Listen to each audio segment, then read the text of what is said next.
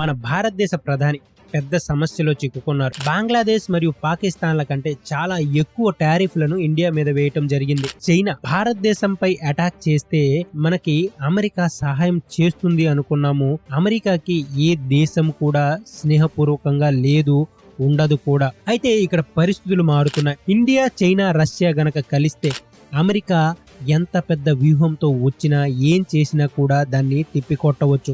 Washington లో కూర్చొని సలహాలు ఇచ్చే వీళ్ళకి అది తెలియదంటారా? కానీ వాళ్ళు మేక్ అమెరికన్ గ్రేట్ అగైన్ అనే నినాదంపై ట్రంప్ కి ప్రజాదరణను పెంచాలి. భారతదేశంలో ఏదైనా ఒక వస్తువు 100 రూపాయలు ఉంటే అది అమెరికా వెళ్ళిన తర్వాత 25% టారిఫ్ యాడ్ అవుతుంది. అంటే వినియోగదారుడికి వెళ్లేసరికి అది 125 రూపీస్ అవుతుంది. ఈ విషయంలో చాలా పెద్ద లోపం ఉంది. భారతదేశం ప్రతి సంవత్సరం అమెరికాకు 86.5 బిలియన్ల ఎగుమతులను పంపిస్తుంది. కానీ దీనిలో అమెరికాకు చాలా అవసరమైన వస్తువులు కూడా ఉన్నాయి. ట్రంప్ ఒక కార్యనిర్వాహక ఉత్తర్వుపై ఒక సంతకం చేశారు. ఇది కూడా ఏప్రిల్ 2న. దీనిని ఎగ్జిక్యూటివ్ ఆర్డర్ 14257 అని కూడా పిలుస్తారు. అమెరికా మొత్తంలో వినియోగించే ఏవైతే ఈ ఫార్మా మెడిసిన్స్ ఉన్నాయో దాంట్లో దాదాపు 47% ఆఫ్ జెనరిక్ మెడిసిన్స్ మన ఇండియా నుండే వెళ్తున్నాయి. అవే మందులు గనక అమెరికాలో తయారు చేస్తే దాదాపు 6 రెట్లు దానికన్నా ఎక్కువ పే చేయాల్సి ఉంటుంది. ఇండియా నుండి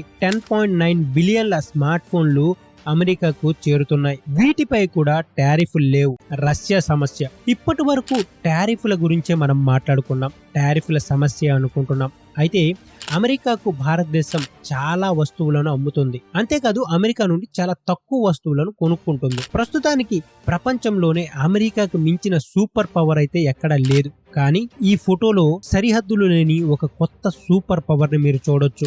వాళ్ళు వేరు భాషలను మాట్లాడతారు, కానీ తప్పకుండా అమెరికాని ఢీకొట్టగలరు. ఇదే విషయం అమెరికాను భయపడుతుంది.